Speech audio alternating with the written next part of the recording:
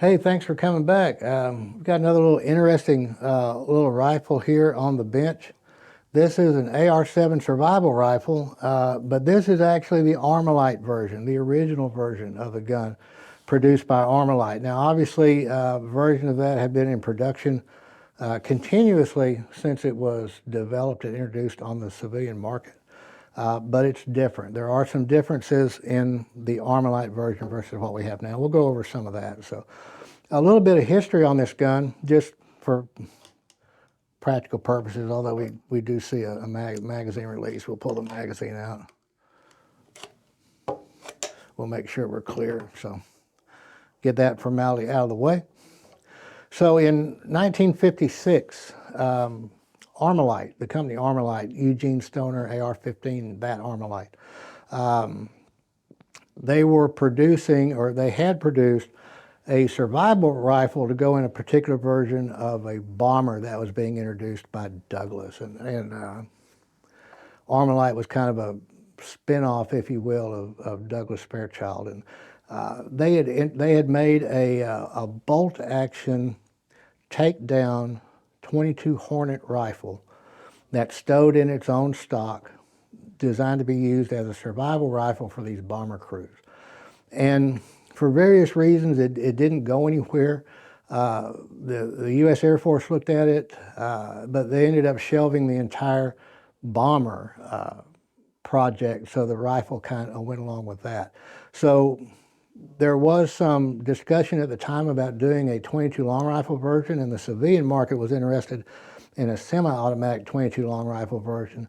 So Stoner and Armalite came up with what became the AR-7 design. The bolt-action gun was actually the AR-5. So for those of you familiar with the AR-10, the AR-15, all the other numbers exist. Whether they made it to market or not, or what they were, is a different story. And the AR-18 existed and was fairly successful as well in the military world. But this is the AR-7. So Armalite began producing it, and they produced the gun, again, my notes here because of the dates, from 1959 until 1973 for the civilian market. And the Israelis also picked it up. The Argentines also picked it up as a survival rifle, and there were some licensed copies made in Argentina, things of that nature. So the way this gun works, or the big claim to fame, if you will, of the gun, is the fact that it's readily able to be taken down, and it stores in its own buttstock. So to do that, once you've cleared the gun like we did, drop the magazine out, it's just simply turning off the barrel nut, pulling the barrel out, straight out of the gun.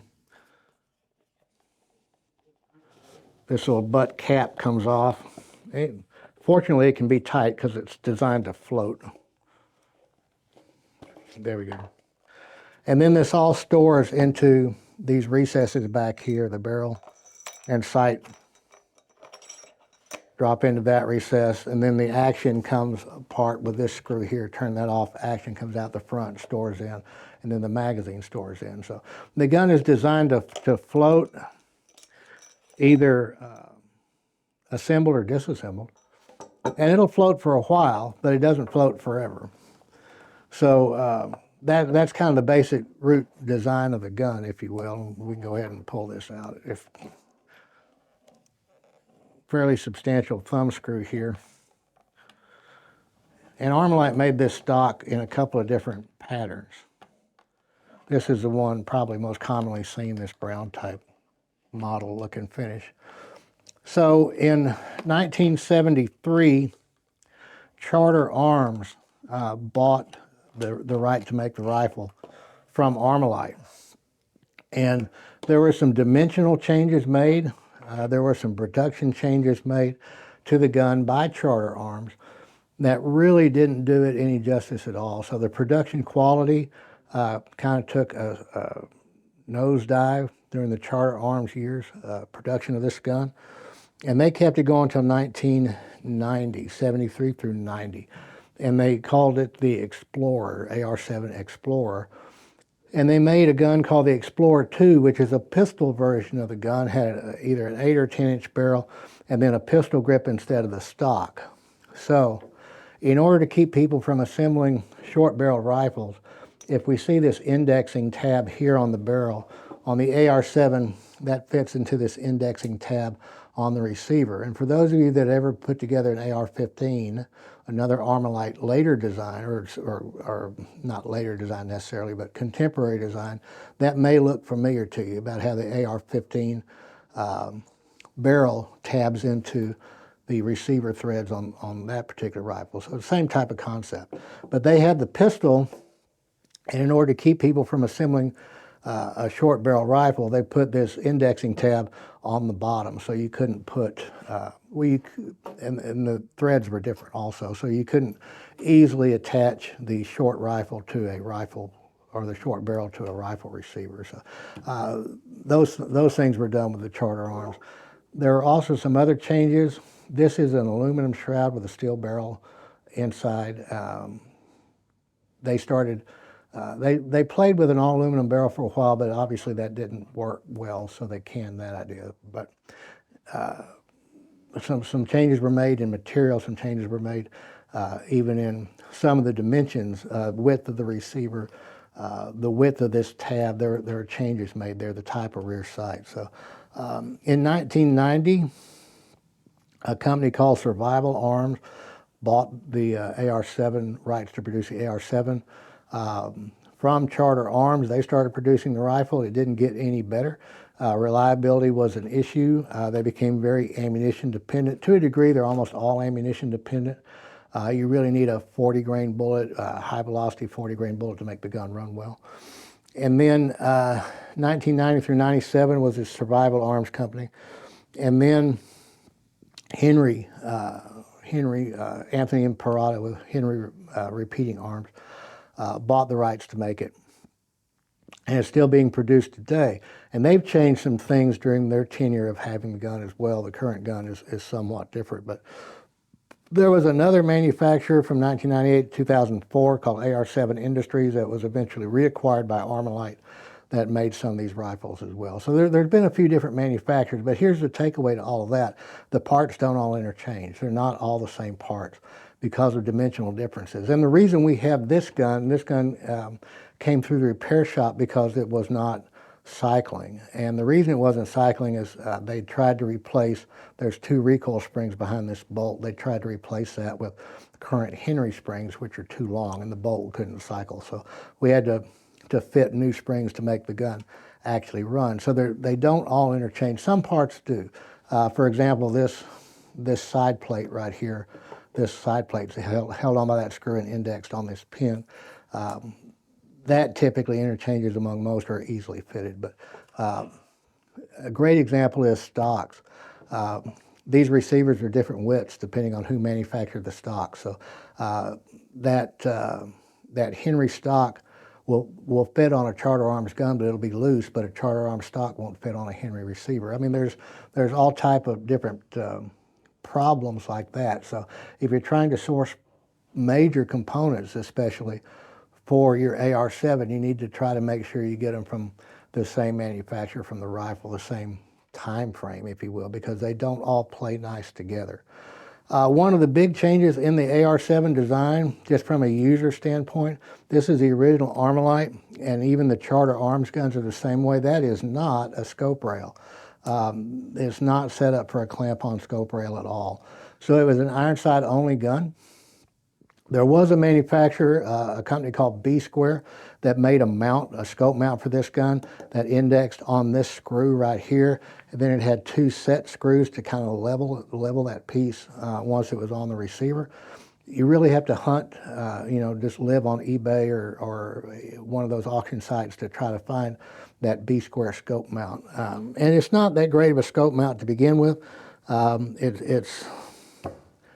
It's trying to make the gun do something it wasn't designed to do. The gun was not designed to be scoped. Now, the current Henry version has a rail molded into the top of the receiver, so it is obviously a more easily scoped.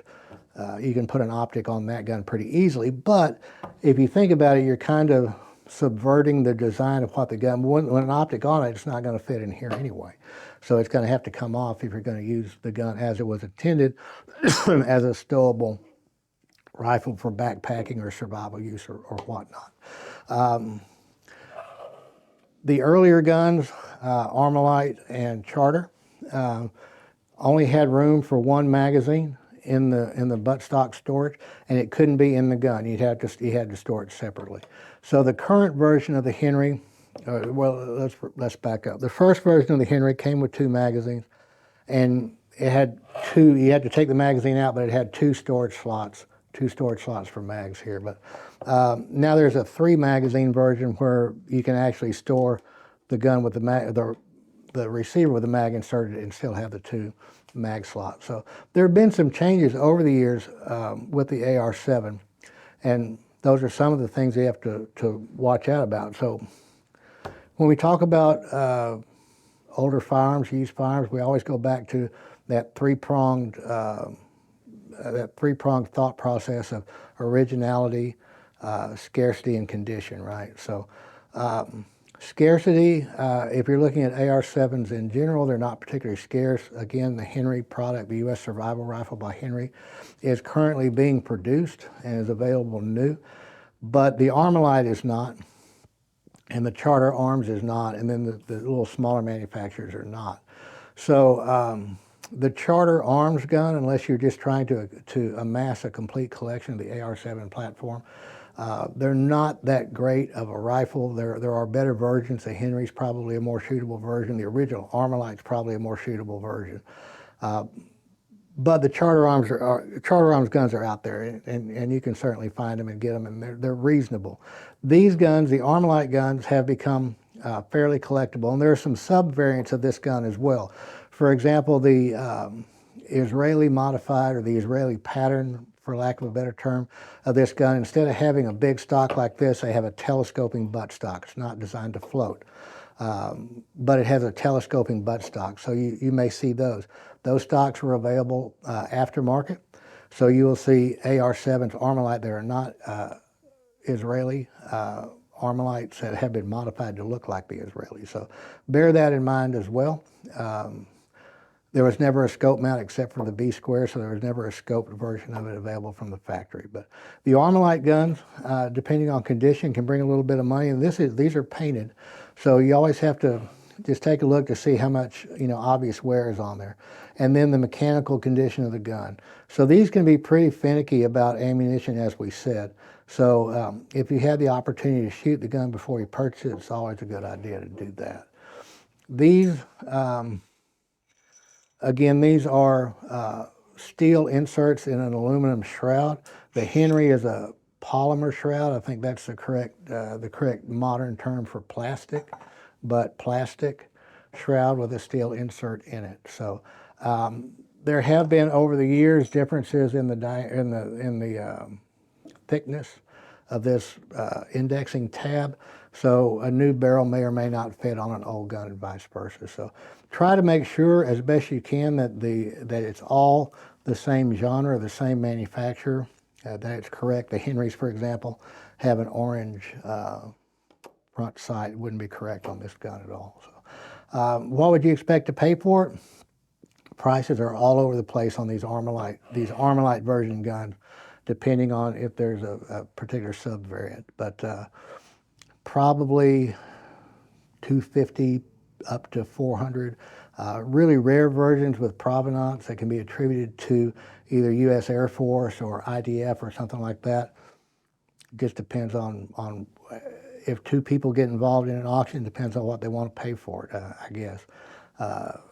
I've not seen any comparables of one like that on the market in a long, long time, so I really don't know what something like that would bring, to be honest with you. If you're lucky enough to have one with some provenance behind it, it's probably going to be a pretty significant money on the rifle. One other thing to consider on these older Armalite guns, this screw in the back is visible when the gun is assembled, this screw back here, and it just looks like it's begging to be part of the takedown process, but it's really not. The only thing this screw does is it gives you a little bit of elevation adjustment on this rear sight, and on the later guns, they actually have more than one aperture. They have 2 different diameter apertures. You can back this out, rotate it 180 degrees, and have the larger aperture on there. So this screw doesn't do anything but deal with the rear sight. So if you're looking to take the gun down, this isn't the guy. If you decide to take this apart and you pull this side plate screw off, it's indexing, the side plate is indexing off this pin. This pin is not affixed, this pin is just indexed in a hole on the back side here. So once you take this apart, once you take this screw out and the side plate off, then there's nothing supporting this pin any longer, and it's going to cock. There's a heavy wire spring that comes behind this trigger. There's two of them actually. One that tenses the hammer, and one that tenses that gives you trigger return. So both those springs will be bearing on an unsupported pin, and the inside of the gun is liable to grenade on you. So the good news is they're not particularly difficult to figure out how to reassemble. This guy here is just a simple mag catch, and the ejector also lives in the front as well, and it's just a simple L-shaped piece that goes there. So they're not hard to reassemble, but bear in mind, if you decide to take a screwdriver to this and pull that side plate off, take a quick picture of it before it grenades on you. That way you'll know how to put it back together. So, Armalite AR-7, neat little rifle. And again, still in production under the Henry name. Just bear in mind that if you want one that's collectible, go get the Armalite version. Find the Armalite version on some auction website somewhere and grab that. If you get one that is a problem, you may need some professional attention to get the gun running again because the parts don't interchange.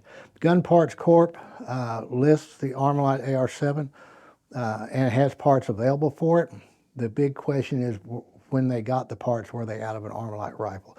There's no way to know. I mean, you don't know. So you may get the right springs, you may get the right piece, you may not. So good news is they have a good return policy. Anyway, Armalite AR-7, very cool little bit of military history, some Armalite history, throwing some Eugene Stoner in there, pretty cool dude. And if you like what we're doing with this channel, hit that like button for us, hit that subscribe button. We try to put out content every week. This is the week before SHOT Show 2024, so we're not filming next week because we'll be in Vegas, of all places. Not too happy about Vegas, but that's where I got to go.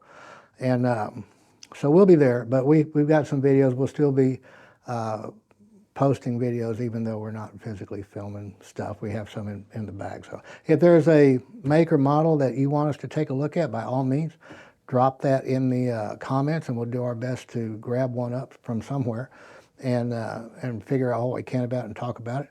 Also, look at the different playlists on our channel. We're about to start producing content on a gunsmithing type channel, or a playlist on our channel that is going to deal with a lot of basic stuff that people actually do wrong: mounting optics, mounting red dots, Loctite, which is a pet peeve of mine. We're going to be changing, we're going to be defeating rock set. We're going to be doing all that type of stuff on that channel too. So pay attention. We're trying to push out as much informational content as we can. Let us know how we're doing, and we appreciate your attention. Thanks a bunch.